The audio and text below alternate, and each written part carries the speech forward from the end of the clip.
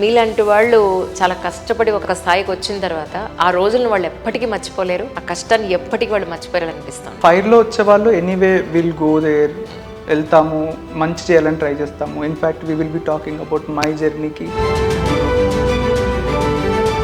Fire నుంచి వస్తారు, once select అయ్యాక వాళ్ళు ఎందుకు సెలెక్ట్ అయ్యారో మర్చిపోతారు. ఇటు కూడా ఉన్నారు. సో మీ జర్నీలో కొన్ని ఇంపార్టెంట్ పాయింట్స్ అని అంటే ఏం చెప్తారు సెల్ఫ్ ప్రిపరేషన్కి సంబంధించి? యాక్చువల్లీ సెల్ఫ్ ప్రిపరేషన్ కంటే we should talk about self sufficiency madam. UPSC preparation అనేది ఇట్స్ లాంగ్ లాస్టింగ్ థింగ్. మధ్యలో చాలా ప్రాబ్లమ్స్ వస్తాయి. For example, you are down on motivation. People look for motivation in multiple ways. ఎందుకు? Be self motivating కదా. ఈ రోజు motivation మనకి నాకే ఎవరైనా ఇచ్చారనుకోండి, సాయంత్రానికి అయిపోతుంది.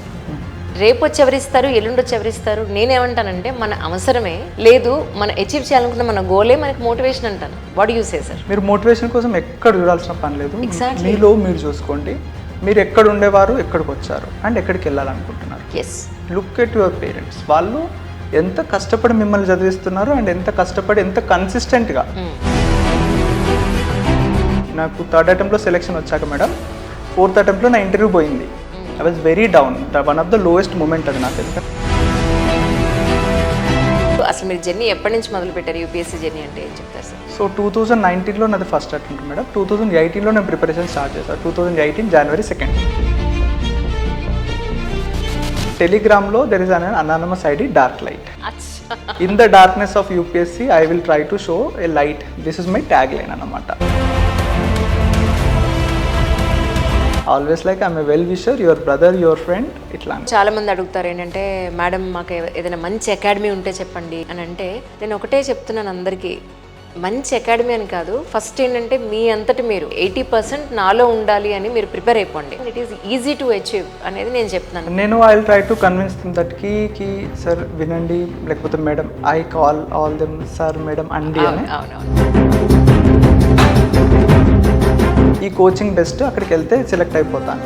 దానికి నేను వ్యాలిడేట్ చేస్తే వాళ్ళకి ఇంకొక ఎక్స్ట్రా స్టాన్స్ వస్తుంది. I don't want that. So చెప్పే కాడికి చెప్తాను, అనకపోతే సారీ ఫర్ దట్, నాకు తెలిసిన ఇన్ఫర్మేషన్ ఇంతే అంటే, మిగతా గురించి నాకు ఐడియా లేదు, వెరీ సారీ అంటాను. ప్రస్తుతానికి మీరు ట్రైనింగ్లో ఉన్నట్టు అవునా? సో మీ ఎలా ఉంటుంది అని తెలుసుకోవచ్చా, మీకు ఇబ్బంది లేకపోతే? First of all madam, Delhi police is a very professional organisation.